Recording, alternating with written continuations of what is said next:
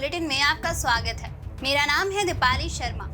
अगले आधे घंटे में आपके पास होंगी देश और विदेश के वे सभी करंट अफेयर्स जो परीक्षा की दृष्टि से महत्वपूर्ण है। चलिए शुरुआत करते हैं हम आज के बुलेटिन की। भारतीय नौसेना में 35 साल तक सेवा देने के बाद INS सिंधुध्वज को शनिवार को सेवा मुक्त कर दिया गया।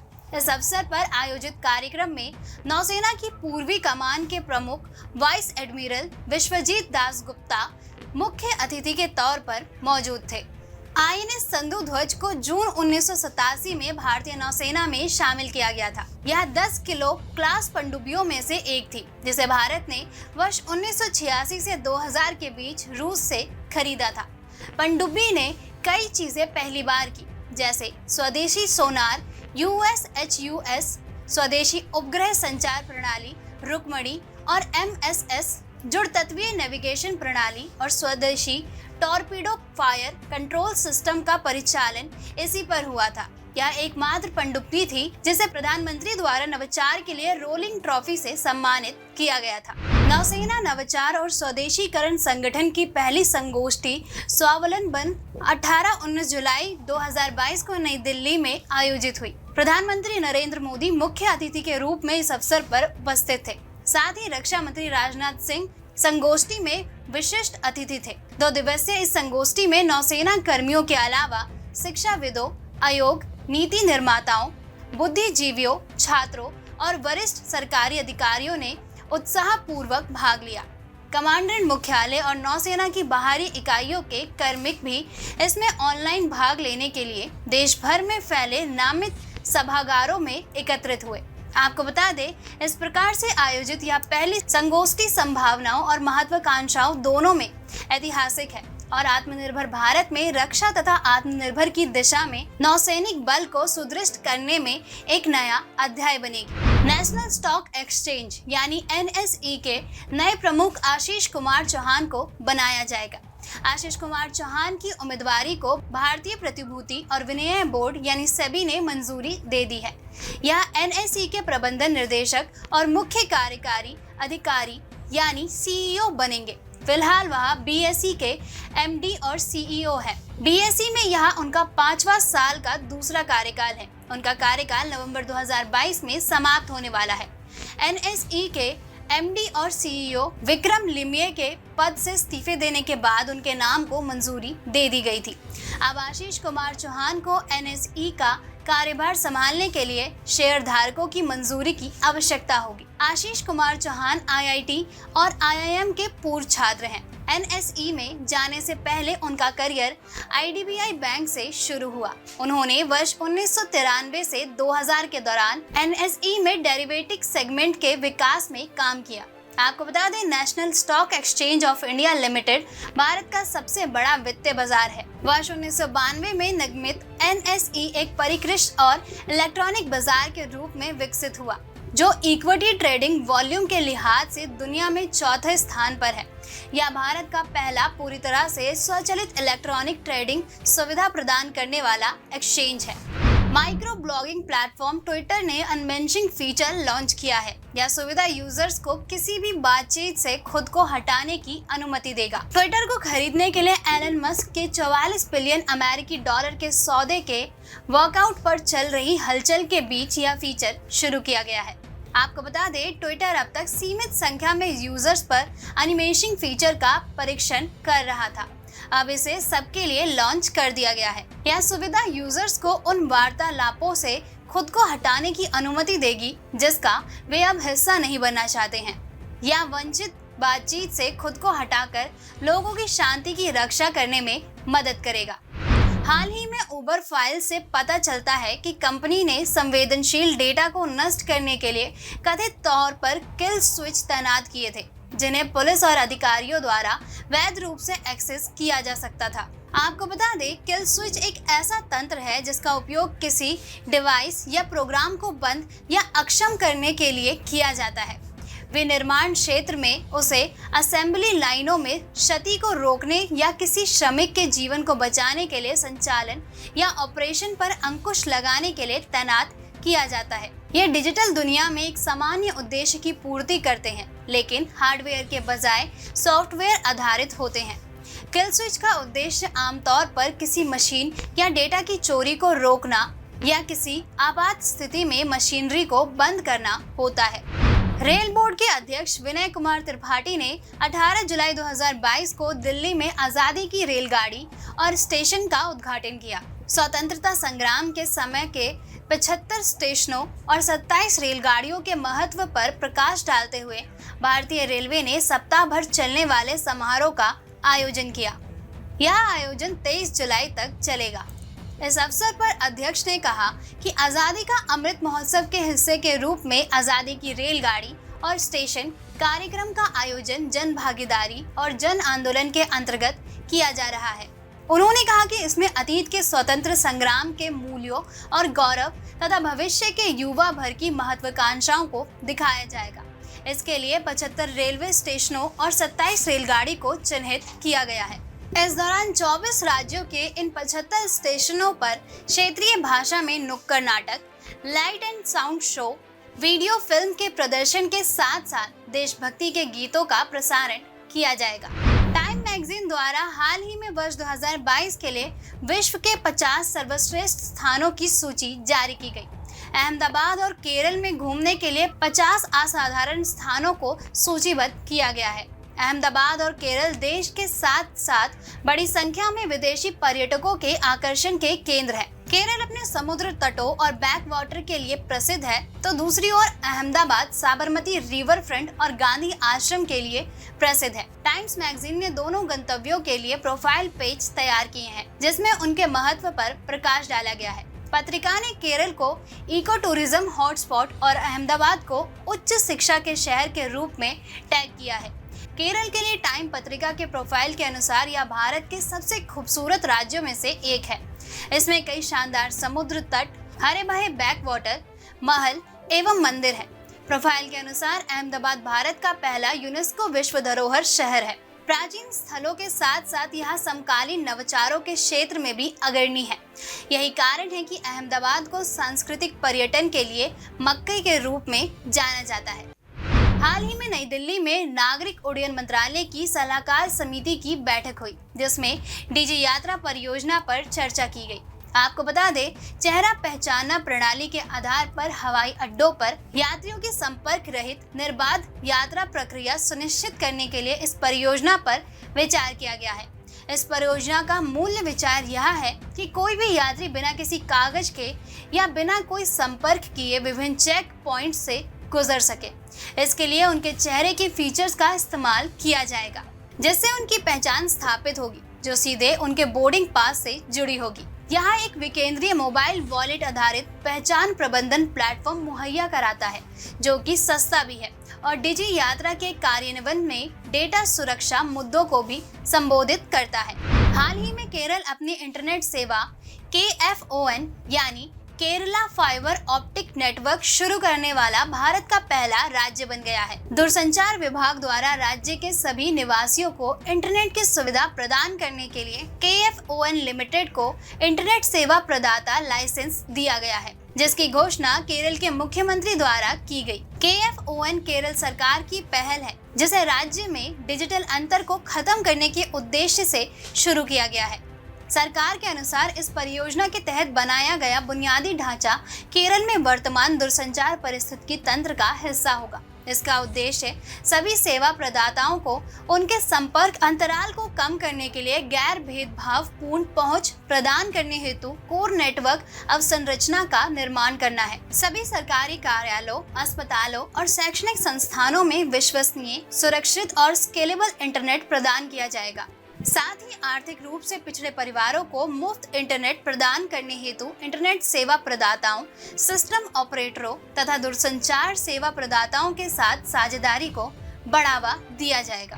अमेरिका और चीन के बाद विश्व में भारत प्रौद्योगिकी स्टार्टअप के तीसरे सबसे बड़े आधार वाला देश है। एक बढ़ती उद्यमशील संस्कृति और सहायक परितंत्र के साथ भारत के स्टार्टअप और छोटे व्यवसायों से न केवल आर्थिक और व्यावसायिक रूपांतरण को आगे ले जाने की उम्मीद की जाती है, बल्कि भारत के $5 ट्रिलियन की अर्थव्यवस्था बनाने के स्वप्न को साकार करने में एक प्रमुख विकास चालक के रूप में उन्हें अपनी स्थिति और भूमिका को भी सबल किया है। आपको बता दें, पिछले कुछ सालों में भारत स्टार्टअप के लिए हॉटस्पॉट के रूप में उभरा है। केवल वर्ष 2021 में ही भारतीय स्टार्टअप ने $23 बिलियन से अधिक जुटाए हैं। 1000 से अधिक सौदे में उनकी साझेदारी है। साथ ही 33 भारतीय स्टार्टअप प्रतिष्ठान यूनिकॉर्न क्लब में प्रवेश कर चुके हैं। साल 2022 में अब तक 13 और स्टार्टअप यूनिकॉर्न क्लब में जुड़ चुके हैं। बैन एंड कंपनी द्वारा प्रकाशित इंडिया वेंचर कैपिटल रिपोर्ट 2021 के अनुसार संचयी स्टार्टअप की संख्या वर्ष 2022 से 17% की चक्रवृद्धि वार्षिक वृद्धि दर से बढ़ी है और 1,12,000 की संख्या को पार कर गई है। जाने माने पार्श्व गायक भूपेंद्र सिंह का 18 जुलाई 2022 को मुंबई में निधन हो गया।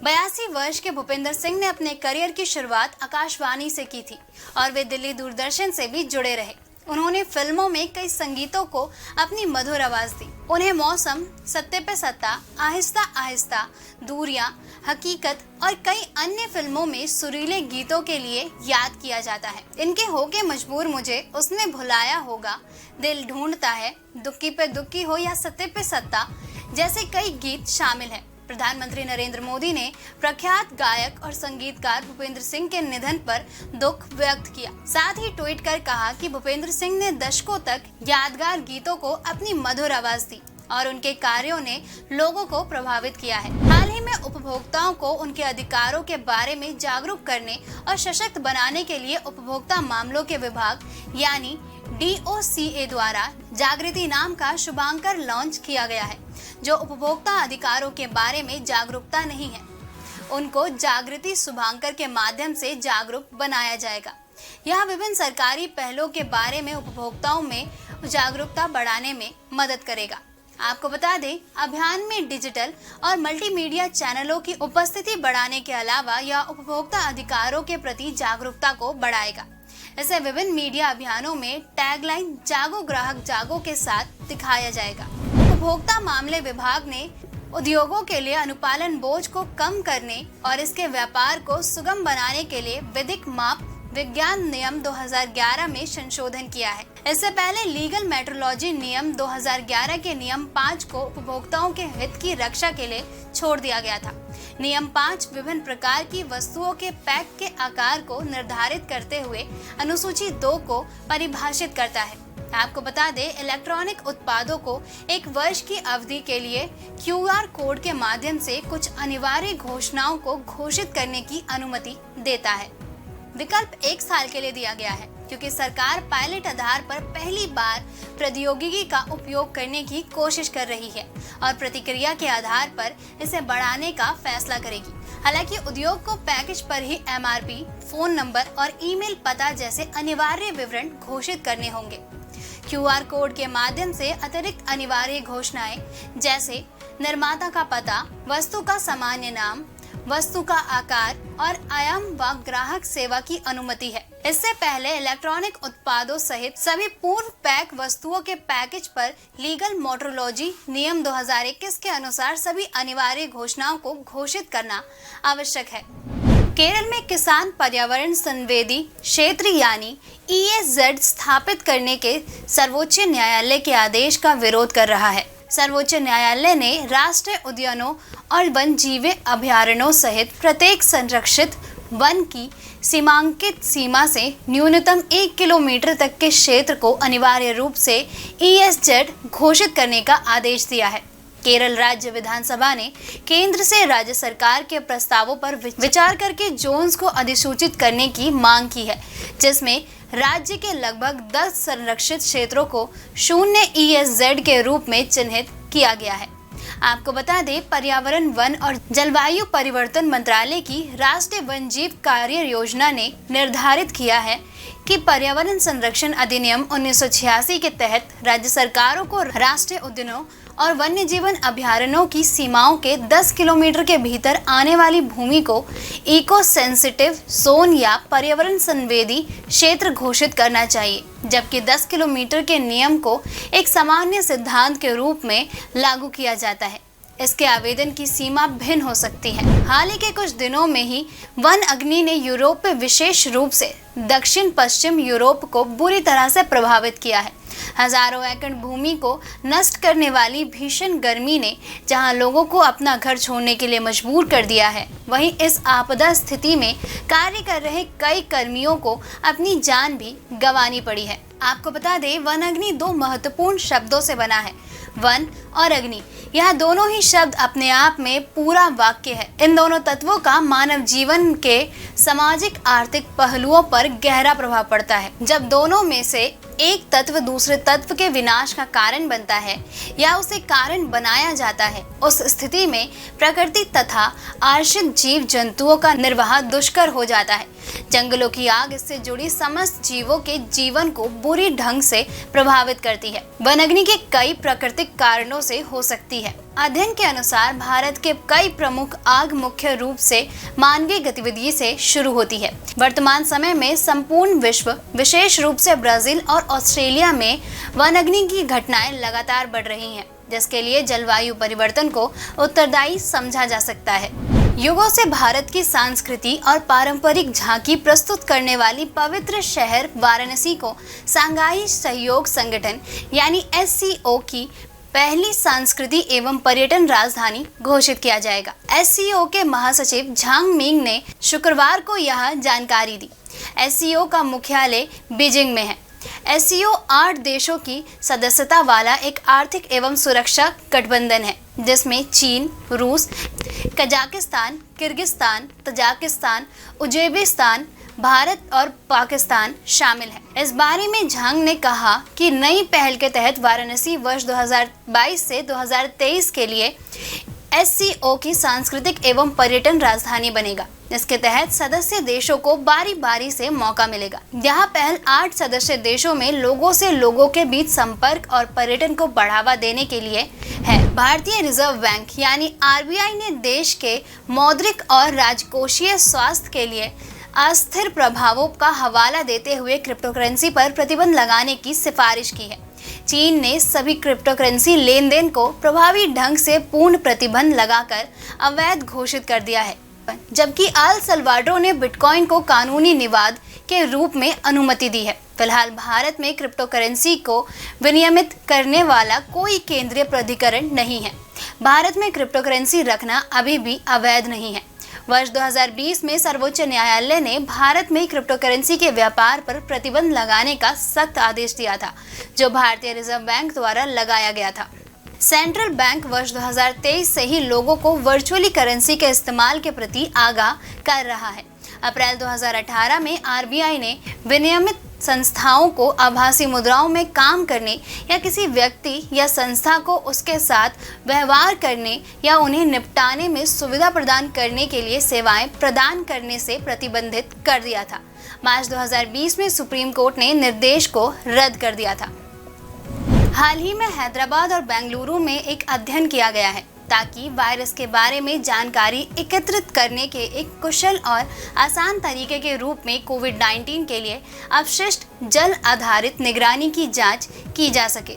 इस अध्ययन का उद्देश्य एक ऐसे प्रोटोकॉल और मानक संचालन प्रक्रिया को विकसित करना था जिसे संशोधनकर्ता ऐसे उद्योगों को सौंप सके जो सेवा प्रदाताओं के रूप में कार्य करे। हैदराबाद में अध्ययन लगभग 1 वर्ष की अवधि तक किया गया था और लगभग 2.5 लाख की आबादी का डेटा प्राप्त किया गया था।